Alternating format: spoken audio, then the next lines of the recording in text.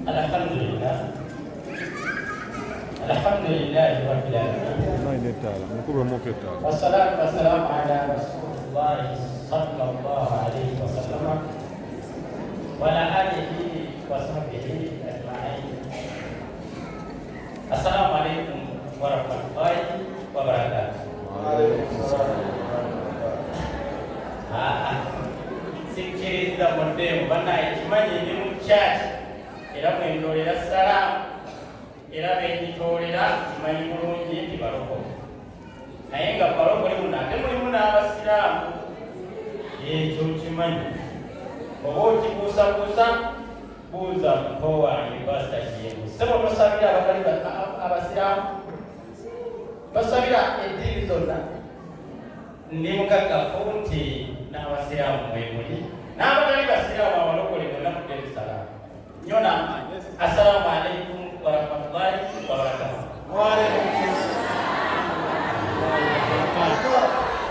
Barakallahu fikum. Agoga mukagala abafe kuli mukanisa neyanziza nnyo nnyini ddala nate okukkiriza n'okuddamu ne mundabako wano mu maaso g'ekkanisa eno okuviira ddala mu myaka miwanvu egiyise okuviira ddala ku kitaffe omusumba pasitajja bwe yali ng'akyali mulamu ye musumba eyali eŋŋwamuli eyasooka okukkiriza n'ennyimirira oba n'ennyingira mu kyaki n'enzija wano mu kituuti n'enjogerako eri abantu ekyo mukikubire munda abasumba abalala bonna bantya ekyo mukikkirize mukigaane mukiraba abasumba abasigadde bonna bantya bonna mikwano gyange buli musumba gwe mumanyi ow'amaanyi mukwano gwange olunaku sizirya gasoogedde n'abasumba abawera musanvu ab'amaanyi ekibuga wano naye tebakkiriza kumpaayo wadde chance emu bwezi okwogerako mu kyakyezi zaabwe oba ku tivi zaabwe munzikirize negano gayiseewo si bulumba mbagambye mukwano gwange abasumba ab'amaanyi bonna balina tivi ne radio naye temuli akkiriza nze sisobola kutwala nnaku bbiri gasoogeddeeko na musumba wange gwempita pasita bugingo naye olutya lwatya tayinza kumpaayo ku tivi ye wadde sekensi ebbiri yaŋŋamba nti ekkanane wali bwe nkulabanga ku geeti emu bweti nkutwazambwa lwaki kana nejja kuleka nsala ekyo bantya naye nebaza nti omusumba pasita jemu akkiriza n'andeeta mu kyaki wano mukikubire muga ekyo kiraga ki kiwamaanyi wallahi kitaffe nga tannawummula yaliwo wano nga musumba naye abasumba bonna empale zaali zibaganda nabwewa tewaali muntu amwenkana ku mutwe gwe yalina Allah bwe yali yamuwa nakuno mujjwa bwe yagenda bwati muli bassa ekikkowe ne batamanya nti ate embwa ezaalambwa ente ezaalambwa tebamanya nti waaliyo empaliriwaga ayi musumba wafejjewo era mulaba akola ebyo byennyini kitaawe bye yali akola olwaleero munaba wano mbadde siri wakujja ab'Obuganda abeera bisi nga bwe mukiwulira nakati mbadde siri wakutuuka kudduka nga muganda wange oyo n'omuto wange wakuba kati ye mukulu wange olw'ensonga engatto ze yayambala y'abakulu wange naye nga mu myaka abeera mukulu wange. So badde si wakuva wano paka emikolo gyonna gibiri naye nziruka ku lwakadde nembaako gye nina okutuukiriza ebirala n'ebirala ngenda kwebaka essaawa 10 ate ku 2 nsituka embeere nga ntandika okusabira abantu bange abaatuukako eri okubasomera ekituba. Nabwekityo nyongera okwebaza musumba wange Ejjengo oba musumba waffe Ejjengo olw'obuvumu bw'alaze.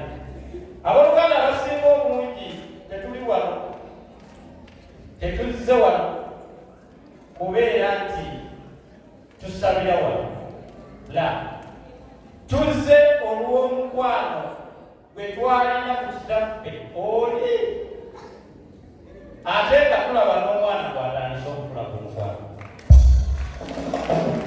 Bw'abanga atulwadde omukwano ogwo netusitukiramu ne tujja. Bambi muto wange oyo mumusaasire emirundi 15.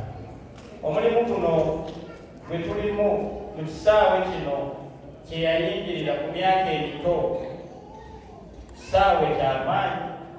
Bannange omulimu gw'okusabira abantu gulimu amakuuli togalaba.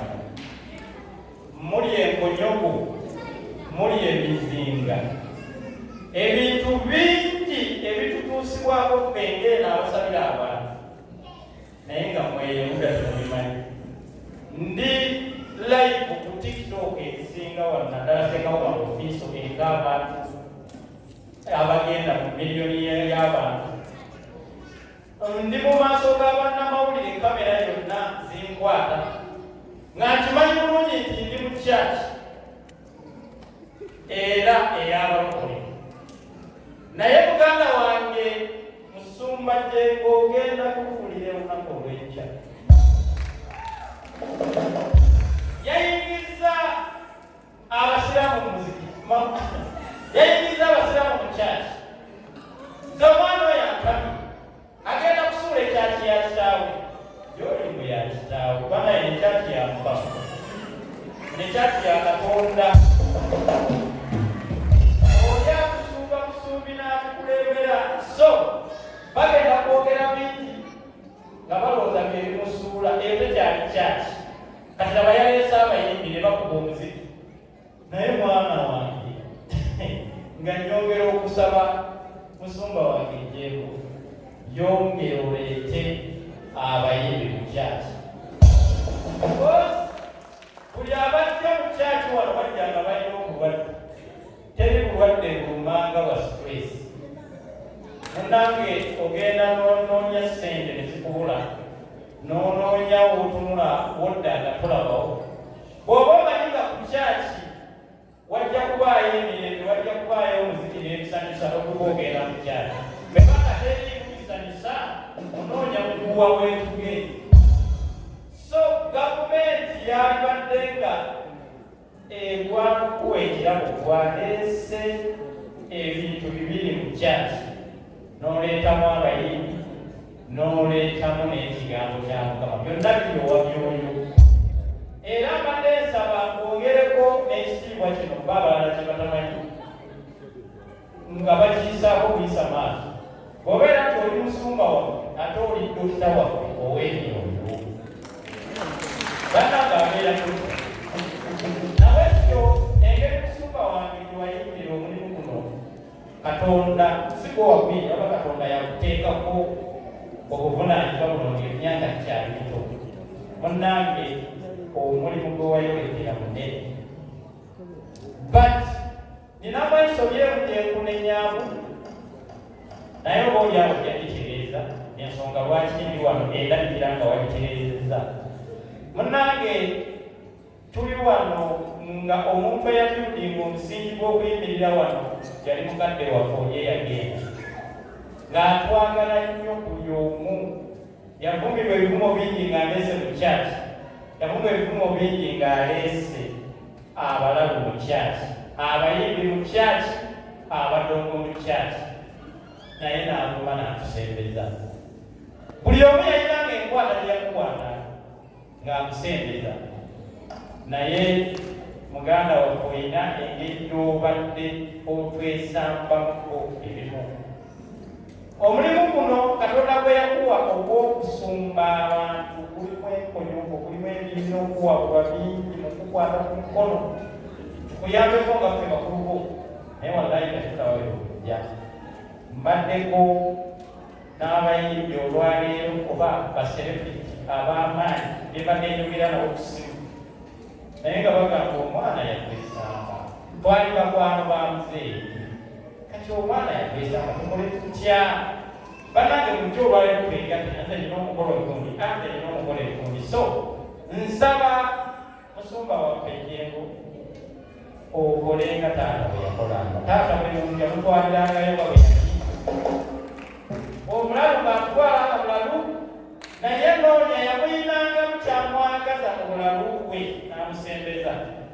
Nojja ng'onywa enjagayo naawe ng'olina akatebe wootuula ewali muzeeyi, nojja ng'oli mubbi n'afuna waakutuuza. Nze ekyamazima nali ng'obeddwa ku TV eno. Mu TV temundabyeku mu ggwanga lino lyonna Uganda. Nasookera kuweereza oba kulabika ku TV eyawa enkawaala ABS. Gasse eva wa muzeeyi, ekyamazima nabbi omukazi yangoba. Nina ebintu ebimu bye mbadde nganda be babigendi nga nabbi omukazi ajaololo byaje esigenda kuddamu. Naye nga mutunuulira bweki social media ku mawulire nga naye ono omukyala. Wallahi nabbi omukazi yangoba, naye omusumba pasita yayansembeza n'agamba tuulaawo yogera byogenda okubuulira abantu babirikodinge. Omwana ono ye yali abirikodinga simulaba oyo omuwala oyo bwe mmala okubisuutinga n'agamba byagadde seekawuma lukumuwadde obudde ku ABS. Nabbi omukazi n'agaana sibulina, oba tewali budde muwadde ku bwange, n'ategeka ku budde bwe n'etandika okusomesa eggwanga. Nawe ekyo nga yalina tanneegeddemu, kyensaba musumba wange Enjengo otusembeze tubeere nga tuli baana. Mu kaseera kano tuli baana, bali tukusingako ku myaka, naye otusembeze ng'abaana.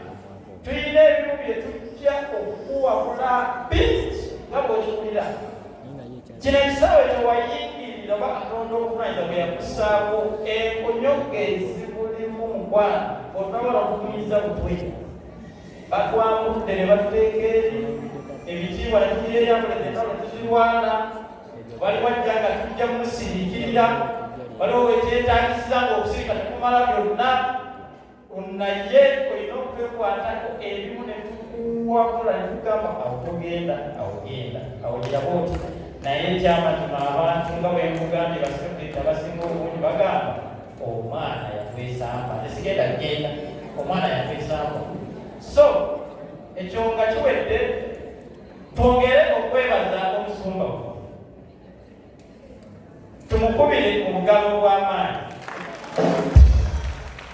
olw'omukugu ogwamutikibwa mu myaka emito okusanga nga olwaleero awezezza emyaka 5 ng'asumba endiga, kyokka nga kyaki ekyakwatiridde bweti nga bwekiramu. Abantu bwe bali nga basuumidde emyaka 2 nga mu kyati mubeeramu abantu 3 5 kozi n'obutebe obwereere. Naye omusumba waffe okulaba nga Katonda yamukonomolako ekyengera, bannange eri kulwala kuyita rahma. Rahma omukisa ogwo Katonda yagugaba. Abantu bangi bajja nga basumba nga balowooza tukulenga bwe twakola ne bigaana. Kyekifaanagana nene ewaffe mu dduwa, mulabye abasajja abazze okusomera abantu edduwa ne bigaana, naye musumba Enjengo oli ku buzibu. Etunuulira ebyengera bya Mukama neŋŋamba waawo okikola otya, otambula ozibiriza, olina endiga ezinyirira.